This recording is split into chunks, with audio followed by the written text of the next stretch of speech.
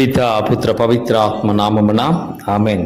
క్రీస్తునాథుని అందలి ప్రియ దైవబిడ్లారా, మే నెల మరియమాత పూజిత మాస వాక్య ధ్యానాంశానికి అందరినీ కూడా యేసునామములో ప్రేమతో ఆహ్వానిస్తూ ఉన్నాను. ఈ యొక్క మే మాసంలో ప్రతిరోజు కూడా తల్లి మరియమ్మ గారి యొక్క దర్శనాల గురించి మనం ధ్యానిస్తూ ఉన్నాం. మరొకసారి గుర్తు చేసుకున్నట్లయితే, మొదటి రోజున స్పెయిన్ దేశంలో స్తంభంపై వెలిసిన మరియమాత అద్భుతం, రెండవ రోజున అర్జెంటీనా దేశంలో శాన్ నికోలాస్ మాత అద్భుతం, మూడో రోజున తమిళనాడు రాష్ట్రంలో వెలంగిని మాత అద్భుతాలు, నాలుగో రోజున ఫ్రాన్స్ దేశంలో లూర్దు మాత అద్భుతాలు, ఐదో రోజున పోర్చుగల్ దేశంలో ఫాతిమా మాత అద్భుతం, ఐర్లాండ్లో ఆరో రోజున మౌంట్ కార్మెల్ మాత అద్భుతం, ఏడో రోజున ఐర్లాండ్లో నాక్ మాత అద్భుతం, ఎనిమిదో రోజున పారిస్ నగరంలో అద్భుత పతాక మాత అద్భుతం, మరి తొమ్మిదవ రోజున ఫ్రాన్స్ దేశంలో లా సాలెట్ మాత అద్భుతం, పదవ రోజున బెల్జియంలో బ్యూరేయింగ్ మాత అద్భుతాన్ని గురించి ధ్యానించి ఉన్నాం. మరి యొక్క 11వ రోజున తల్లి మరియమ్మ గారు ఆ యొక్క బెల్జియం దేశంలో 11వ అద్భుతముగా మరి బానెక్స్ మాత అద్భుతాన్ని గురించి గుర్తు చేస్తూ ఉన్నారు. ఈ యొక్క అద్భుతాన్ని గురించి ఒకసారి ధ్యానించుకున్నట్లయితే, మరి 1933వ సంవత్సరంలో బెల్జియం దేశంలో ఈ యొక్క తల్లి గారి మరి బానెక్స్ అనే చిన్న గ్రామంలో ఒక 12 సంవత్సరాల బాలికకు దర్శనమిచ్చి ఉంది.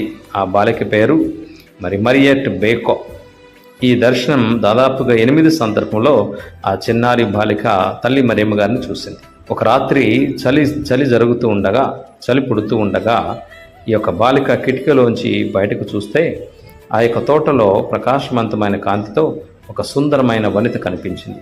ఆ తల్లి చేతులు జోడించి ప్రార్థన చేస్తున్నట్లుగా ఉన్నాయి. మరి ఆమె మెడలో ఒక మెరిసిపోతున్న జపమాల కూడా కనిపించింది.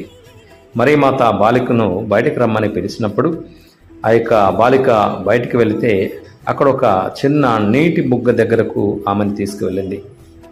ఆ తల్లి ఇలా చెప్తోంది, ఈ నీటి బుగ్గ నా కోసం కాదు, ఇది అన్ని దేశాల ప్రజల కోసం, మరి ముఖ్యంగా రోగుల కోసం అని చెప్పేసి ఆ తల్లి ఆ చిన్నారి బొడ్డుతో చెప్పడం జరుగుతుంది.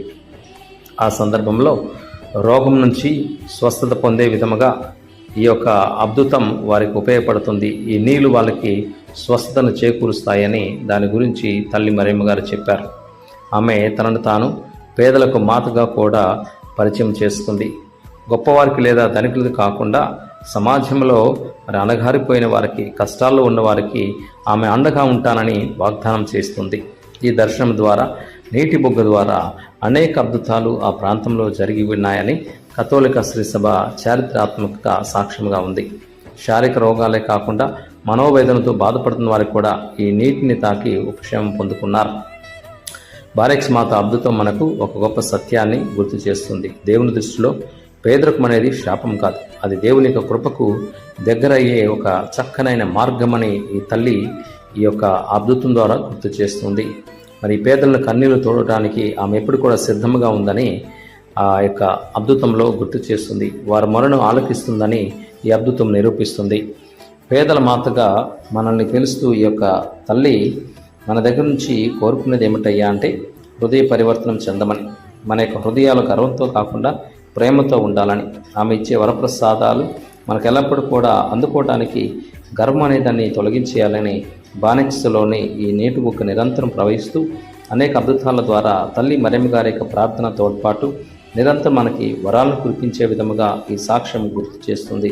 కాబట్టి విశ్వాసంతో ఆమె దగ్గరకు వెళ్ళాలి, ప్రార్థన చేయాలని ఈ యొక్క అద్భుతం యొక్క సారాంశం.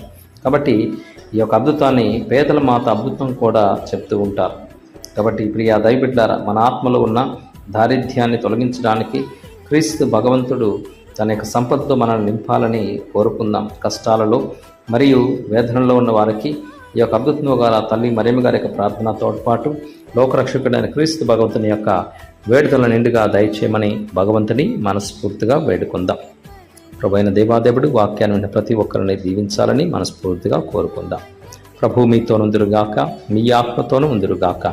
సర్వశక్తిగల సర్వేశ్వరుడు పితా పుత్ర పవిత్ర ఆత్మదేవుడు మనందరిని ఆశీర్వదించి నడిపించుదురుగాక. Amen. Praise the Lord. Hallelujah, hallelujah, hallelujah.